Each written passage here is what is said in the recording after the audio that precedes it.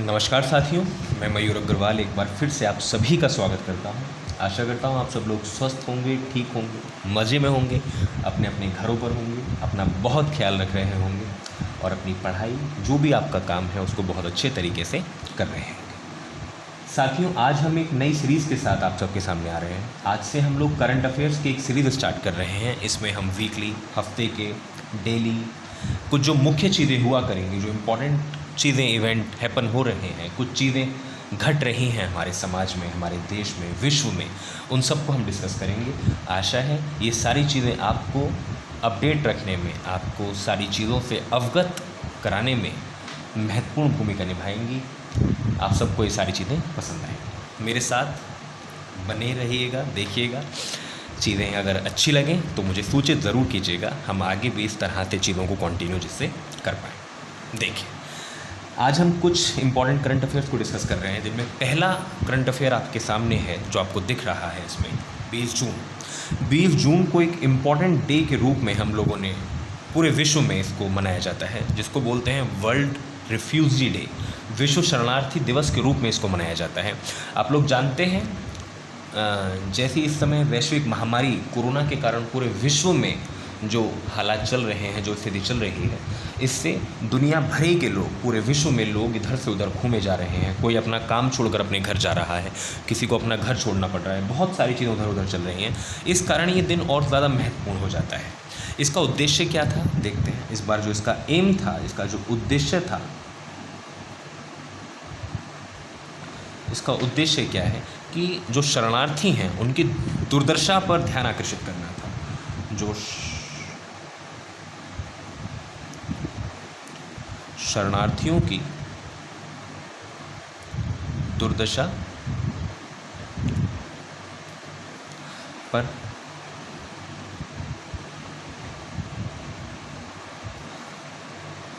ध्यान आकर्षित करना इसका मुख्य इस बार जो एम था, ये था।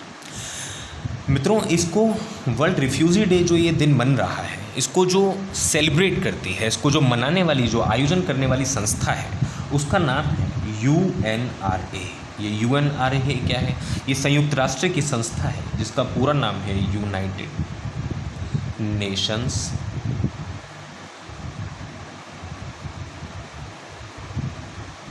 Refugee agency. United Nations refugee agency पूरे विश्व में जितने भी रिफ्यूजी हैं उन सब के लिए एक संयुक्त राष्ट्र की तरफ से संस्था बनी हुई है जिसका नाम है UNRA, United Nations refugee agency. यही संस्था है जो पूरे विश्व में अलग अलग शरणार्थियों के लिए जितने भी कार्यक्रम होते हैं उन सब की मेज़बानी करती है, पूरे विश्व में यही करती है। इसी संस्था की एक रिपोर्ट के हिसाब से 2017 में इस संस्था ने एक रिपोर्ट निकाली थी जिसमें ये बताया गया था कि पूरे विश्व में 2017 में लगभग 68.5 मिलियन ऐसे लोग थे जिनको फोर्सफुली मतलब बल के द्वारा, किसी न किसी तरीके से उनको दबाव के द्वारा फोर्सफुली रिफ्यूजी बना दिया गया। अब वो फोर्सफुली कारण क्या क्या हो सकते हैं सर? वो कुछ भी हो सकते हैं, जैसे कहीं किसी देश में युद्ध छिड़ गया हो, कहीं पर संघर्ष चल रहा हो, कहीं पर उनका उत्पीड़न हो रहा हो। इस तरीके से ये वो सारे कारण हो सकते हैं जिसकी वजह से लोगों को शरणार्थी बनना पड़ जाता है। इस दिन की शुरुआत जो ये शुरू हुआ था, जो इसकी स्टार्टिंग हुई थी इस दिन की, वो 4 दिसंबर 2000, 4 दिसंबर सन 2000 से इस दिन को मनाना जाना स्टार्ट किया था। संयुक्त राष्ट्र महासभा में 4 दिसंबर 2000 को प्रस्ताव पास हुआ था कि हर साल 20 जून को विश्व शरणार्थी दिवस मनाया जाएगा। आगे बढ़ते हैं। दूसरा जो आज का टॉपिक है वो है, देखिएगा, दूसरा टॉपिक ये है मित्रों कि अगस्त 2021 में इंडिया को UNSC, United Nations security council, United Nations security council, संयुक्त राष्ट्र सुरक्षा परिषद का अध्यक्ष बनेगा भारत। अगस्त 2021 में Bharat UNSC, United nation security council का अध्यक्ष बनेगा। अध्यक्ष बनने के लिए क्या कहानी है अभी आगे डिस्कस करेंगे। टोटल अध्यक्ष बनने का डिसीजन कैसे हुआ कि इसके कुल मेंबर हैं यूएनएससी के 192 टोटल देश हैं हमारी कंट्री में जो इसके सदस्य हैं। इसमें से 184 देशों ने इसके फेवर में, इसके समर्थन में वोट किया कि हम इंडिया का समर्थन करते हैं इसका सदस्य बनने के लिए। तो ये जीत गया, सदस्य मिला, फेवर में हुआ, तो ये बनना इसका कंफर्म हो गया। तो इसके लिए ये 2 साल के लिए, 2 ईयर्स के लिए इसका एक मेंबर बनेगा। किसका? यूएनएससी का। कितने साल के लिए? फॉर 2 ईयर्स, 2 साल के लिए। अब इसके बारे में थोड़ा सा डिस्कस कर लेते हैं कि यूएनएससी क्या संस्था है, इसमें क्या सारी चीज़ें चलती हैं। यूएनएससी एक संस्था है मित्रों जिसमें टोटल 15 सदस्य काम करते हैं। कितने? 15 सदस्य काम करते हैं। इन 15 में से 5 मेंबर एक तरफ कह लीजिए आप और 10 मेंबर्स को एक तरफ कह लीजिए। 5 मेंबर एक तरफ कैसे? जो ये 5 मेंबर हैं, इन 5 मेंबर्स को हम कहते हैं परमानेंट मेंबर्स। इनको हम क्या कहते हैं? इनको हम बोलते हैं परमानेंट मेंबर्स। परमानेंट मेंबर्स का मतलब ये स्थायी सदस्य हैं। और जो बचे हुए 10 होते हैं ये होते हैं टेम्परेरी या फिर नॉन परमानेंट मेंबर्स, या फिर नॉन परमानेंट मेंबर्स। अब ये परमानेंट और नॉन परमानेंट का मतलब क्या है आप समझ लीजिए एक बार कि सर इस यूएनएससी में ये 5 देश ऐसे हैं जो कि हमेशा उसके सदस्य रहते हैं, हमेशा उसके मेंबर्स रहते हैं, ये हमेशा रहेंगे। टोटल कितनी कंट्रीज़ हैं? 192 कंट्रीज़ हैं। उन 192 में से सिर्फ 5 देश ऐसे हैं दुनिया में जो कि इस इंस्टीट्यूशन के, संस्था के परमानेंट मेंबर हैं, स्थायी सदस्य हैं। टोटल 15 मेंबर होते हैं। बचे हुए 10 सदस्य हर बार 2 साल के लिए चुने जाते हैं, जिन 10 में से एक सदस्य इस बार भारत को चुना गया है। अब आपके मन में सवाल आया होगा कि सर 10 तो चलिए हर बार चेंज होते रहते हैं हर 2 साल में, लेकिन जो ये 5 हैं ये कौन कौन से हैं जो हमेशा रहते हैं? ये बहुत इंपॉर्टेंट एक टॉपिक चल रहा है। आशा है आप लोग इसको ध्यान से देख रहे होंगे। हम उन 5 देशों का एक बार नाम देख लेते हैं, वो कौन कौन से देश हैं। नंबर 1 उसमें नाम आता है बच्चों चाइना। उसमें सबसे पहला नाम क्या आता है? उसमें सबसे पहला नाम जो आता है हमारे सामने वो आता है चाइना। चाइना एक कंट्री है। एक सेकंड आप रुक जाइए।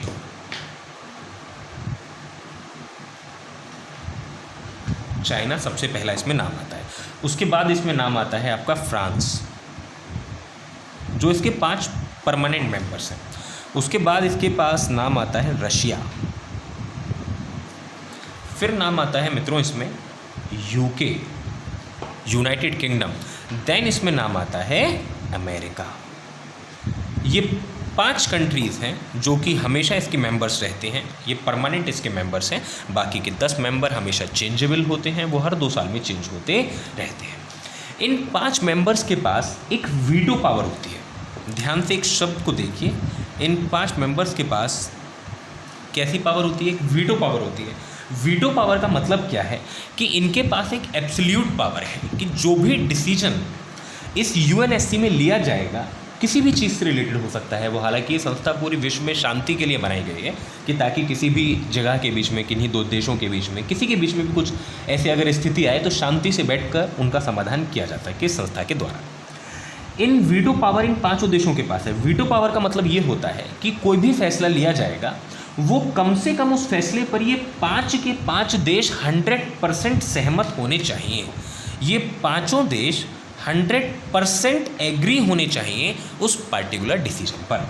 अगर एक भी कंट्री ऐसी रहती है जो उस डिसीजन पर एग्री नहीं होती है तो ये आपका वो फैसला आपका अमल में नहीं लाया जा सकता, उसको ये पारित नहीं करा सकते। इसी का एक कारण है कि भारत आज तक, जिसका प्रयास वो कई वर्षों से लगातार कर रहा है, इस यूएनएससी का स्थायी सदस्य, परमानेंट मेंबर नहीं बन पाया है। क्यों नहीं बन पाया? तो क्या ऐसा कोई सा देश है जो इस बात का समर्थन ना करता हो? जो ये कंट्री है चाइना, ये हर बार अपना विरोध करता है और सिर्फ इस कंट्री के विरोध की वजह से इंडिया आज तक भी इसका परमानेंट मेंबर नहीं बन पाया है। आई होप आपको बात समझ में आ रही होगी, चीज़ों को आपको क्लियर हो रहा होगा। आगे बढ़ते हैं, देखिएगा।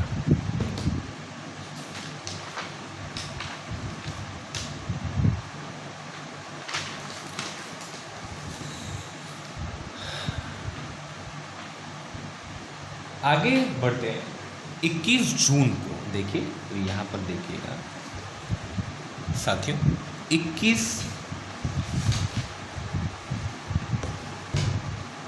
जून को आप लोग जानते हैं, अभी अभी 21 जून निकला था। क्या था? एक बड़ा दिन विश्व में मनाया जाता है जिसको हम बोलते हैं इंटरनेशनल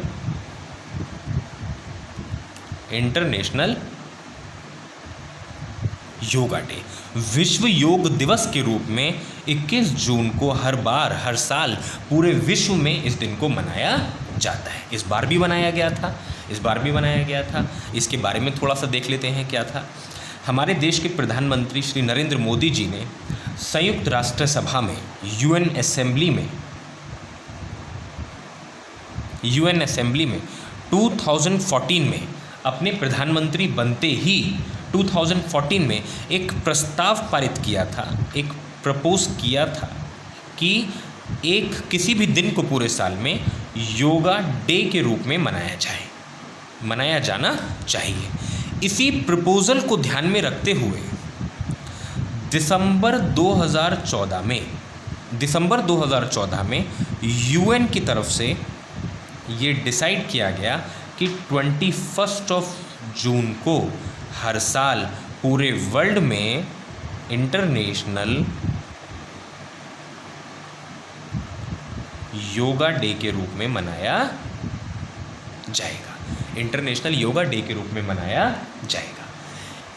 21 तो जब 2014 दिसंबर में डिसाइड हुआ तो इसका जो फर्स्ट इंटरनेशनल योगा डे था वो 21 जून 2015 को बना। इस बार अभी भी हमने कुछ दिन पहले ही 2020 में अपना योगा डे मनाया है। आप सभी ने योग किया होगा उस दिन, योगा डे मनाया है। उसका जो टॉपिक था, जो उसका विषय था, आप लोग सोच सकते हैं उसका विषय क्या होगा। पूरी दुनिया में कोरोना चल रहा है तो क्या कोई बाहर जाकर योगा कर पाएगा क्या? नहीं। उसका जो टॉपिक था वो था बच्चों, घर पर योग, परिवार के साथ योग। Yoga at home, yoga with family. इस बार 2020 में जो इंटरनेशनल योगा डे का जो थीम था, जो विषय था, वो क्या था? घर पर योग, परिवार के साथ योग। आई होप आपको ये बात समझ में आ गई होगी। आगे बढ़ते हैं, देखिएगा। अगला एक इम्पॉर्टेंट टॉपिक है। एक कंपनी है आपके देश में, सिप्ला। हमारी कंपनी है, एक फार्मास्यूटिकल कंपनी है, दवाइयों के क्षेत्र में काम करने वाला बड़ा नाम है इस कंपनी का, सिप्ला।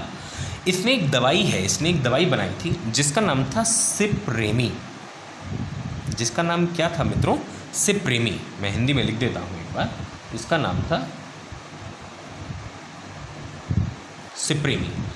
इस कंपनी ने ये दवा बनाई थी और इस दवाई को हम क्यों पढ़ रहे हैं? इस दवाई को कोविड-19 के उपचार के लिए, के इलाज के लिए मंजूरी दे दी गई है। कोविड-19 के इलाज के लिए सिप्रेमी, जो सिप्ला कंपनी की दवाई है, उसको मंजूरी दे दी गई है। अब मंजूरी देने के पीछे क्या क्या सारी चीज़ें थी एक बार देख लेते हैं। 21 जून 2020 को 2 कंपनियां थी। कौन कौन सी? एक तो कंपनी थी हेट्रो और एक कंपनी थी सिप्ला। इन दोनों कंपनीज को अप्रूवल दे दिया गया। इन दोनों कंपनीज को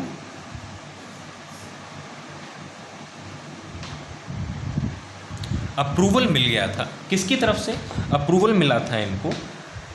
ड्रग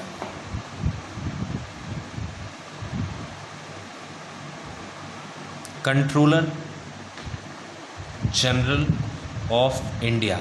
एक अथॉरिटी है हमारी कंट्री में जो किसी भी मेडिसिन को अप्रूव करती है कि वो कंट्री में चल सकती है, काम कर सकती है या नहीं कर सकती है। तो इस अथॉरिटी के द्वारा इन दोनों कंपनीज को ये अप्रूवल दे दिया गया कि वो सिप्रेमी दवाई को कोविड-19 के इलाज में यूज़ कर सकते हैं। इस दवाई को बनाया किसने था? ये तो वो कंपनी है जो इसको यूज़ करने के लिए परमिशन मांग रही थी। ये तो ड्रग था, इसको बनाया था एक यूएस बेस्ड कंपनी थी, यूएस बेस्ड कंपनी थी जिसका नाम था जिलियड साइंसेस। ये कंपनी है जो यूएस की कंपनी है, वो इस ड्रग की डेवलपर है। उसने इस दवाई को बनाया था जिसको इंडिया में सिप्ला कंपनी के द्वारा क्या करने का, वो आपका मतलब रन करने का परमिशन दे दिया गया है। आई होप आपको चीज़ें समझ में आ रही होंगी, हम क्या पढ़ रहे हैं, चीज़ों को आप समझ पा रहे हैं। आगे बढ़ते हैं। अगली इम्पॉर्टेंट बात क्या है? अगली इम्पॉर्टेंट बात ये है साथियों कि इंडिया की गवर्नमेंट ने 50,000 मेड इन इंडिया क्या? वेंटिलेटर्स को, मेड इन इंडिया वेंटिलेटर्स को बनाने का ऑर्डर दे दिया है। कितने ventilators? 50,000 ventilators made in India जो होंगे उनको बनाने का एक प्रस्ताव पास किया है, ऑर्डर दिया है। इनको बनाने के लिए खर्चा चाहिए, क्योंकि इस समय हमको वेंटिलेटर्स की आवश्यकता क्यों पड़ी है, ज़रूरत क्यों पड़ी है साथियों? क्योंकि इस समय पूरे वर्ल्ड में सबसे ज़्यादा जो ज़रूरत है मरीजों को इलाज के लिए वो वेंटिलेटर्स की है। और बहुत सारी कंट्रियाँ ऐसी हैं जिसमें उनको इलाज के लिए जो वेंटिलेटर्स की ज़रूरत है वही पूरी नहीं हो पा रही है। इसमें हमारी कंट्री ने फैसला लिया है कि 50,000 किसी और कंट्री से वेंटिलेटर्स मंगाने की जगह हम अपनी ही कंट्री में उनको बनाएंगे। इनको बनाने के लिए पीएम केयर फंड, जिसमें आप सभी ने भी पीएम केयर्स फंड था एक, जिसमें अभी बहुत वो हुआ था कि सब लोगों ने बहुत ज़्यादा इसमें कंट्रीब्यूट किया था, और जिसका ये भी बहुत हल्ला हुआ था कि इसकी तरफ से पीएम केयर फंड का कोई भी हिसाब नहीं दिया जा रहा है, कि लोगों को इसका कोई भी हिसाब क्यों नहीं दिया जा रहा है। तो ये 50,000 वेंटिलेटर्स बनाने के लिए जो सारा रुपया आएगा वो पीएम केयर फंड से ही लिया जाएगा, और वो लगभग 2,000 करोड़ रुपए का जो आपका खर्चा होगा वो पीएम केयर फंड से ही दिया जाएगा in made in India ventilators को बनाने के लिए। इन टोटल 50,000 में से 30,000 वेंटिलेटर्स ऐसे होंगे जो इंडियन गवर्नमेंट कंपनी, एक इंडियन गवर्नमेंट कंपनी है,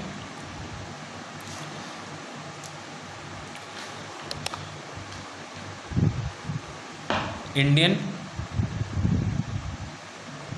गवर्नमेंट कंपनी है जिसका नाम है बेल, BEL। इसका पूरा नाम क्या है? Bharat electronics limited. ये गवर्नमेंट कंपनी है इंडियन। इसको इन 50,000 में से इन 30,000 वेंटिलेटर्स को बनाने के लिए इस कंपनी को ऑक्यूपाई किया गया है जो इसको बनाएगी। ठीक है। इसके अलावा साथियों, इसके अलावा जो हम पीएम केयर फंड की बात कर रहे हैं, बहुत लोगों ने इसका बहुत इशू बनाया था कि इसका पूरा हिसाब नहीं दिया जा रहा है, या फिर क्यों नहीं दिया जा रहा है। ऐसा हो सकता है कि गवर्नमेंट ये पैसे सारे खा रही हो जो लोगों की मदद के लिए दे रहे हैं। तो इसका जवाब सिर्फ इतना हो सकता है कि हर चीज़ का जवाब आपको कुछ ना कुछ पढ़ने से मिल जाता है। जब तक आप चीज़ों को पढ़ेंगे नहीं, समझेंगे नहीं, तो आपको चीज़ों का जवाब नहीं मिलेगा। इसीलिए पीएम केयर फंड के लिए, पीएम केयर्स फंड में से कुछ इम्पॉर्टेंट जगह पैसे गए हैं, हम उनको बताते हैं वो कैसे। हमने अभी डिस्कस किया था कि शरणार्थी वाला, जिसमें हर राज्य में है, अगर भारत की बात करें तो उस राज्य के जितने भी लोग थे वो अपने अपने राज्यों में वापस लौटे हैं, जिनको हमने प्रवासी मजदूर कहा था। तो उन्हीं प्रवासी मजदूरों के लिए 1,000 करोड़ रुपया भारत सरकार ने पीएम केयर फंड में से दिया है। और ये 1,000 करोड़ रुपया कहाँ कहाँ यूज़ होगा? उनके भोजन में, उनके आवास रहने की व्यवस्था करने के लिए, उनकी चिकित्सा संबंधी व्यवस्था करने के लिए, चिकित्सा उपचार आदि के लिए इन 1,000 करोड़ रुपए का आपका इसमें से काम किया जाएगा। इन 1,000 करोड़ रुपए के अगर डिस्ट्रीब्यूशन की बात करें तो उसमें से मेनली मैं आपको बता देता हूं जो चीज़ें खर्च हुई हैं। इनमें से मेनली 181 करोड़ रुपए तो सिर्फ महाराष्ट्र गवर्नमेंट को गए हैं।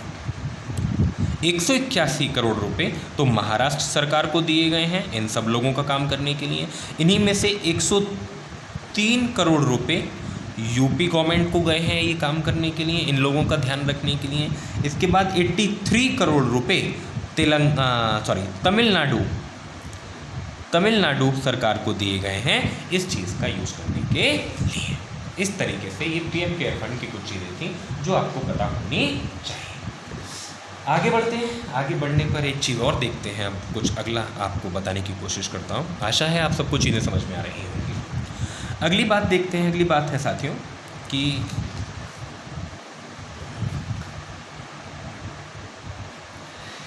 एक बहुत फेमस इकोनॉमिस्ट रहे हैं हमारे यहाँ पर, जिनका नाम था अमर्त्य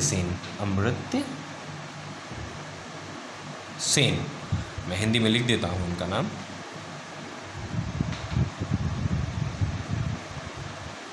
एक बहुत फेमस इकोनॉमिस्ट रहे हैं, अभी भी हैं। एक बहुत फेमस इकोनॉमिस्ट हैं, भारतीय इकोनॉमिस्ट हैं, इंडियन इकोनॉमिस्ट हैं।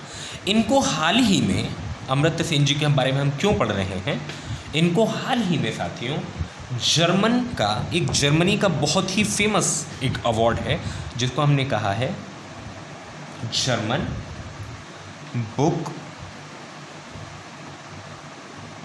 ट्रेड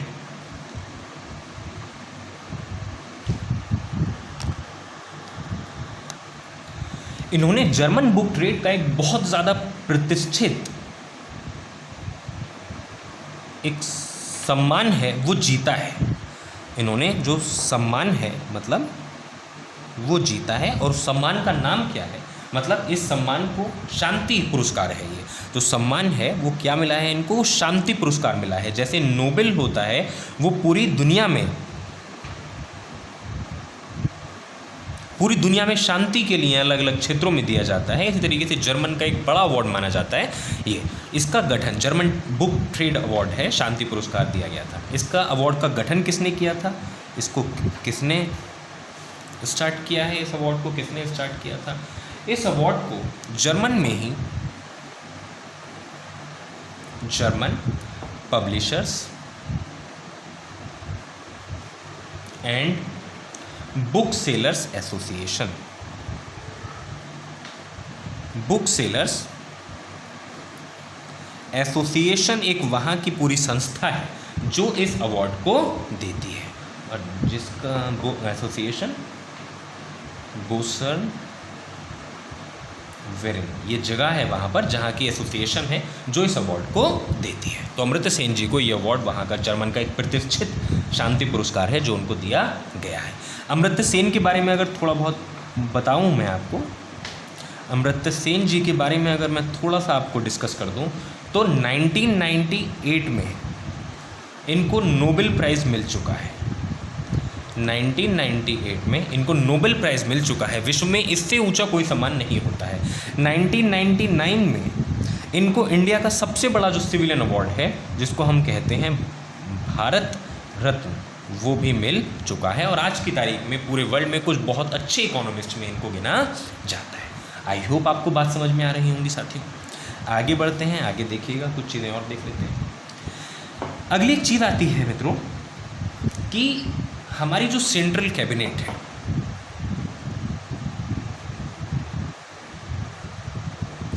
हमारी जो सेंट्रल कैबिनेट है, उस सेंट्रल कैबिनेट ने स्पेस एक्टिविटीज़ में प्राइवेट सेक्टर को भागीदारी करने का मंजूरी दे दिया है। भागीदारी अब वो कर सकती है। प्राइवेट सेक्टर अभी तक आपके स्पेस एक्टिविटीज़ में एलिजिबल नहीं था वो करने के लिए। इस कदम को भारत में आत्मनिर्भर भारत को बनाने के लिए एक बड़ा कदम माना जा रहा है, जिससे विश्व में भारत का स्पेस एक्टिविटीज़ में एक बहुत बड़ा योगदान और बहुत बड़ा नाम साबित हो सकता है। इसके बारे में इतना ही है। आगे बढ़ते हैं, देखिएगा थोड़ा सा क्या है। हमारे सेंट्रल हेल्थ मिनिस्टर हैं, केंद्रीय स्वास्थ्य मंत्री, सेंट्रल, आप लोग जानते हैं, नाम बताइए उनका। सेंट्रल हेल्थ मिनिस्टर हैं जिनका नाम है mister Harshvardhan. Mister Harshvardhan. Mister Harshvardhan ने हाल ही में एक सर्विस लॉन्च की है, जिस सर्विस का नाम है ई ब्लड सर्विस। इन दिनों में एक बहुत बड़ी परेशानी लोगों के साथ ये चल रही है कि जिन भी लोगों को कुछ परेशानी है, रक्त से, ब्लड से संबंधित परेशानी है, क्योंकि सारे हॉस्पिटल्स को इस वजह से, कोविड-19 की वजह से बंद कर दिया गया था, वहाँ पर सिर्फ इसका ही इलाज चल रहा था, तो उन लोगों को बहुत ज़्यादा परेशानी हो रही थी, जिनको ब्लड रिलेटेड चीज़ें दिक्कत होती है, और उनको लगातार उनकी मृत्यु दर बढ़ती चली जा रही थी, बड़े परेशानी का वो सामना कर रहे थे। इस परेशानी से जूझने के लिए, परेशानी से ख़त्म करने के लिए सेंट्रल गवर्नमेंट ने एक स्कीम स्टार्ट की है, एक सर्विस स्टार्ट की है, जिसको कहा है ई ब्लड सर्विस। ये ई ब्लड सर्विस भारत में इंडियन रेड क्रॉस सोसाइटी के द्वारा भारत सरकार की मदद से स्टार्ट की गई है। इसमें ये क्या करेगी, ये दिल्ली में जितने भी इलाके हैं, दिल्ली में फ़िलहाल दिल्ली के सभी इलाकों में अपनी मोबाइल वैन्स को भेजेगी, जहां पर जाकर लोगों को 4 यूनिट तक वो अगर ऑर्डर करेंगे तो उनको इस ऐप की मदद से 4 यूनिट तक ब्लड आसानी से अवेलेबल हो जाएगा।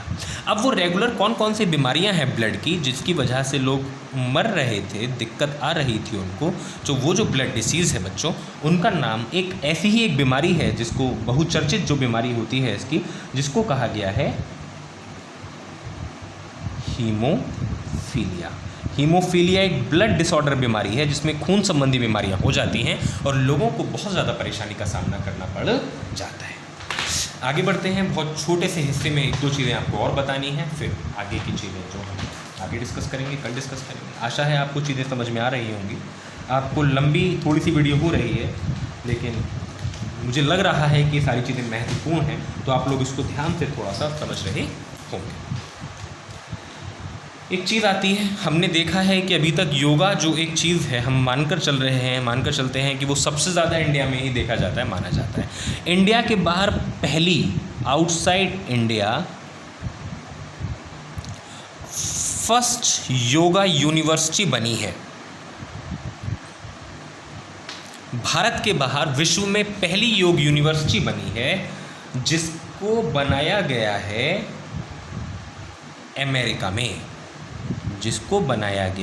अमेरिका के लॉस एंजल्स में। लॉस एंजल्स में इस यूनिवर्सिटी को बनाया गया है, पहली आउटसाइड इंडिया योगा यूनिवर्सिटी है, जिसका नाम रखा गया है विवेकानंद। हमारे ही एक व्यक्ति रहे हैं भारत के, काफ़ी नाम आपने इनका सुना होगा, भारतीय इतिहास में एक बड़ा नाम ये रखते हैं, Shri Vivekananda yoga university. Shri Vivekananda yoga university एक बनी है, आप लोगों को पता होगा। आगे बढ़ते हैं, आज का आखिरी पॉइंट आप लोगों के साथ डिस्कस कर रहा हूँ, बहुत ही इंपॉर्टेंट एक पॉइंट है, आप लोग उसको ध्यान से देखें, फिर आज की क्लास को कंक्लूड हम लोग करेंगे। आखिरी पॉइंट आप लोगों के सामने है, हमारे देश के प्राइम मिनिस्टर श्री नरेंद्र मोदी जी ने एक स्कीम लॉन्च की है, अभी की है, 1-2 दिन पहले ही उसको किया था, जिसका नाम था आत्मनिर्भर। क्योंकि हम सभी लोग उत्तर प्रदेश में रहते हैं, तो यहाँ से रिलेटेड चीज़ों की हमको जानकारी होनी चाहिए। आत्मनिर्भर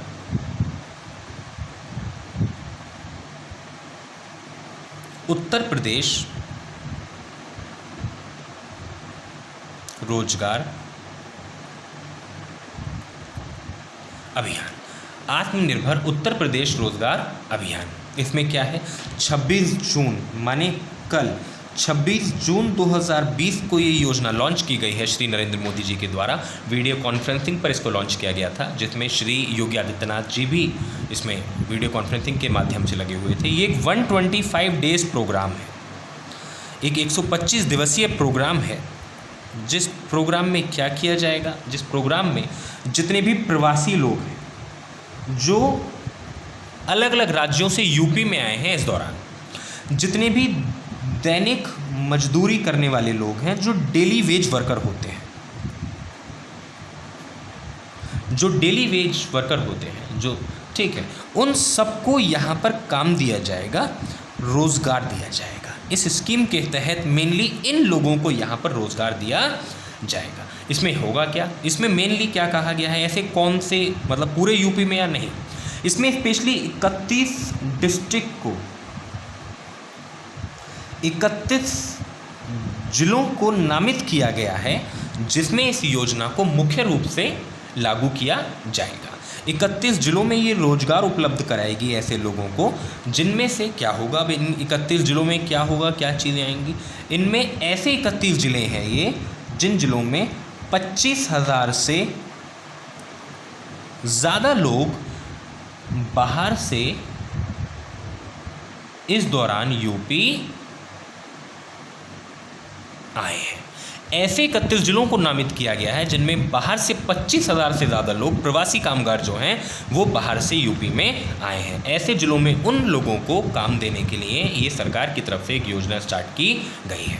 इसमें करने के लिए कुछ चीज़ें हैं जो डिसाइड की गई हैं, मतलब इसमें जो काम है वो कौन कौन से डिसाइड किए गए हैं। इसमें ऐसे 25 कामों को रखा गया है। इसमें कुछ 25 काम ऐसे होंगे जिसके अंतर्गत इनमें से चीज़ें मतलब करी जाएंगी। उनमें से कुछ काम मैं आपको बता देता हूँ जैसे एक है आपका प्रधानमंत्री प्राइम मिनिस्टर आवासीय योजना है, एक चल रही है। अगर आपने इन स्कीम्स के बारे में ना पढ़ा हो तो एक बार देख लीजिएगा। प्रधानमंत्री आवासीय योजना के अंतर्गत जितने भी गाँवों में घर बन रहे हैं, जो ग्रामीण हिस्सों में घरों का निर्माण है, उसके लिए इन लोगों को लगाया जाएगा।